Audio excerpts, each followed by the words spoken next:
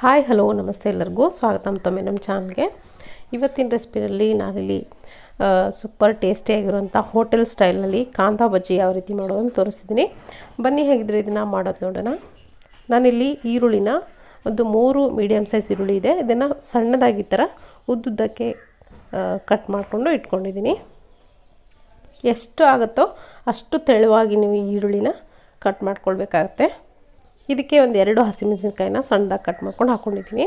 ಹಾಗೆ 1 ಟೀ ಸ್ಪೂನಷ್ಟು ಗರಂ ಮಸಾಲ, ಸ್ವಲ್ಪ ಕರಿಬೇವಿನ ಸೊಪ್ಪು ಕೂಡ ಹಾಕ್ಕೊಂಡಿದ್ದೀನಿ. ಹಸಿ ಕರಿಬೇವು ಇದ್ದರೆ ಸ್ವಲ್ಪ ಕಟ್ ಮಾಡಿಕೊಂಡು ಹಾಕ್ಕೊಳ್ಳಿ, ಸ್ವಲ್ಪ ಒಣಗಿರೋವಂಥದ್ದಿದ್ದರೆ ಈ ಥರ ಪುಡಿ ಪುಡಿ ಮಾಡಿಕೊಂಡು ಹಾಕ್ಕೊಳ್ಬೋದು.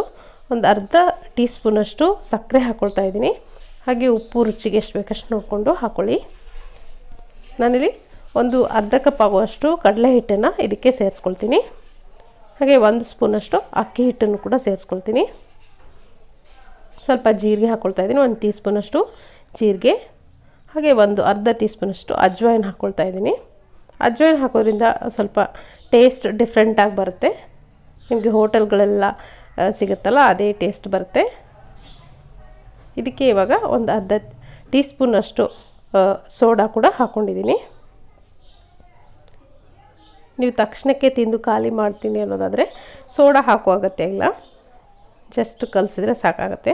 ಸ್ವಲ್ಪ ಕ್ರಿಸ್ಪಿ ಬೇಕು ಅನ್ನೋದಾದರೆ ಸ್ವಲ್ಪ ಸೋಡಾ ಸೇರಿಸ್ಕೊಳ್ಬೇಕು.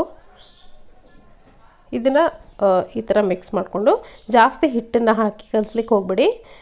ನಾನೀಗ ಹೇಳಿದ್ನಲ್ಲ ಅಷ್ಟು ಪ್ರಮಾಣದಲ್ಲಿ ಹಿಟ್ಟು ಹಾಕಿದ್ರೆ ಸಾಕಾಗುತ್ತೆ. ಒಂದು 10 ನಿಮಿಷ ರೆಸ್ಟಿಗೆ ಬಿಟ್ಟು ಆಮೇಲೆ ಇದನ್ನು ಮಾಡ್ಕೊಳ್ಬೋದು. ಇವಾಗ ನೋಡ್ತಿರ್ಬೋದು, ನಾನು ಒಂದು 10 ನಿಮಿಷ ಬಿಟ್ಟಿದ್ದೆ, ಚೆನ್ನಾಗಿ ನೆಂದಿರುತ್ತೆ.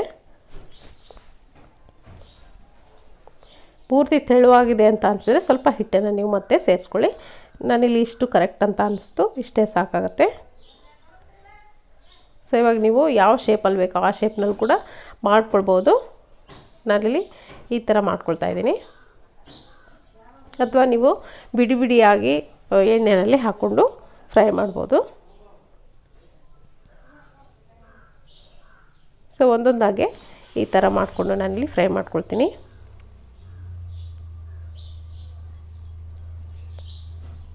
ಚೆನ್ನಾಗಿ 2 ಬದಿನೂ ಗೋಲ್ಡನ್ ಬ್ರೌನ್ ಆಗೋವರೆಗೂ ಫ್ರೈ ಮಾಡಿಕೊಂಡು ಇದನ್ನು ತೆಗೆದ್ರೆ ಆಯಿತು.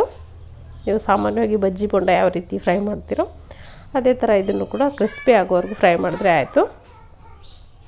ಸೊ ಇವಾಗ ನೋಡಿ, ಇವಾಗ ಆಗಿದೆ, ಇದು ತೆಗ್ತಾಯಿದ್ದೀನಿ.